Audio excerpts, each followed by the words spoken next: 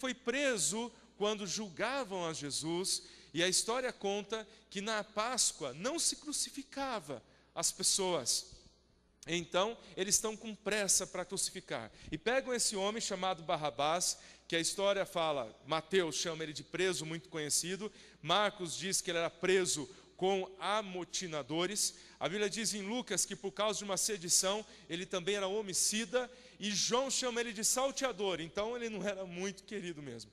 Roubava, matava, era um homem complicado, se levantou contra várias coisas no meio do povo, ou seja, Barrabás não tinha qualificações para se comparar com Jesus Cristo. De um lado, filho de Deus, um homem cheio de virtudes, cheio de carinho, cheio de amor, não tinha nada para acusá-lo. Do outro lado, Barrabás. Nós temos esse quadro diante da cruz do Calvário. Em resumo, Barrabás representa aquilo que é vil, aquilo que é de má fama, aquilo que é ladrão, assassino, ridículo, não dá para compará-lo, não dá para colocar ao lado de Jesus no meio de uma multidão para gritar, não dá para mexer com esses dois exemplos, um totalmente estragado ou totalmente santificado. Isso nos faz estremecer a nossa vida. Como povo de Deus, retrata o nosso Senhor do lado de um homem vil, e depois a Bíblia fala que em pleno cenário de gritos, Jesus é trocado. Há um contraste aqui. E esse contraste é, Jesus morreu para levar algo que não era seu. Aquela cruz não era dele. Ele morreu e Barrabás viveu, não morreu, para levar algo também que não era seu, que era o perdão dos seus pecados. E na verdade, quando eu olho Jesus levando algo que não era dele, aliás, tem um poeta, tem uma história muito bonita, que sempre ia na igreja batista, dizendo que tudo que Jesus pegou emprestado era dele, mas na verdade o que era meu foi o que ele levou. Ele emprestou o jumentinho, ele não tinha nem duas túnicas, sua túnica era única, ele entra na cidade, aquela cidade toda, emprestaram o cenáculo para ele orar, emprestaram as coisas, deram para ele as coisas do jantar, ou seja, tudo era dele, até o túmulo emprestaram para Jesus, mas o túmulo era dele, o que não era dele eram os pecados, e ele começa a levar aqueles pecados, e isso é tão extraordinário na palavra de Deus, porque há um contraste forte aqui, e eu queria pegar alguns pontos com você, para nós tomarmos a ceia do Senhor essa noite.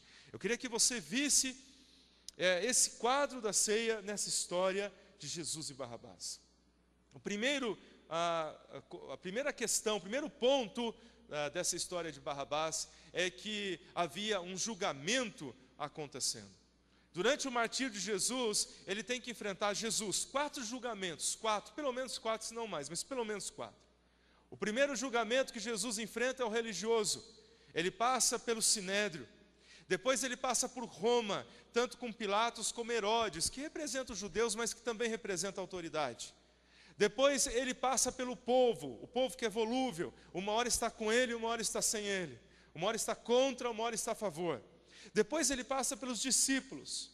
E esses discípulos, mesmo fugindo, dizem, esse homem é justo, esse homem é justo. Então, nós estamos diante de Jesus, que é tido como justo.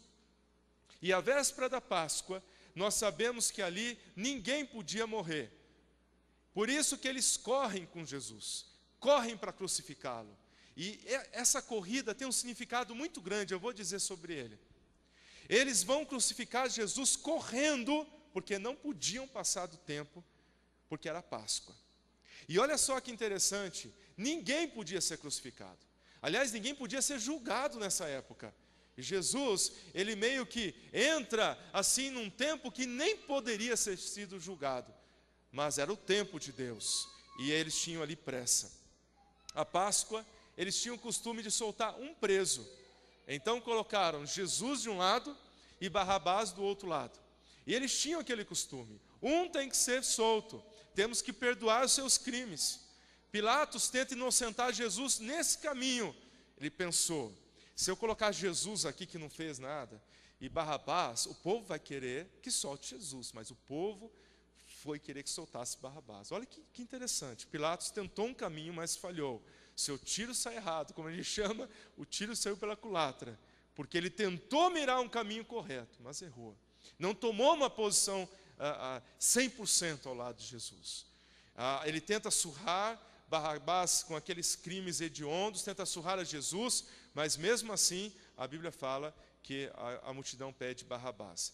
Há um evangelho que não está na palavra de Deus, por isso não é tido como inspirado, mas há um historiador que escreve um evangelho chamado de Nicodemos, que não está na Bíblia. É um historiador da época, e ele contou a história que do lado de Jesus havia um homem chamado Dimas, e havia um outro homem chamado Gestas, e que esses